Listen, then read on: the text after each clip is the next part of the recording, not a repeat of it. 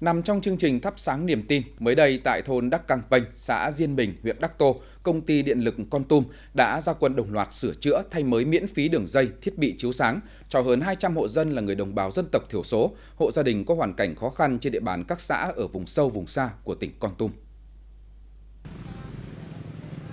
Cụ thể, đơn vị đã ra quân sửa chữa thay mới miễn phí đường dây sau công tơ, bảng điện, đèn chiếu sáng, hỗ trợ thay thế bóng đèn sợi đốt thành bóng đèn tiết kiệm điện cho hơn 200 hộ nghèo tại các xã vùng sâu của 8 huyện, thành phố trên địa bàn tỉnh Kon Tum. Đây là hoạt động ý nghĩa trong chuỗi các hoạt động tri ân khách hàng năm 2019 của công ty điện lực Kon Tum, góp phần mang lại ánh sáng, lan tỏa và thắp sáng niềm tin đến với bà con đồng bào dân tộc thiểu số có hoàn cảnh khó khăn được sử dụng điện an toàn, tiết kiệm và hiệu quả. Cũng trong đợt ra quân này, đơn vị thực hiện chương trình thắp sáng đường quê tại các thôn làng thuộc huyện Ia Hờ Đrai, huyện Con Plong, huyện Tumorong và huyện Đắc Lây.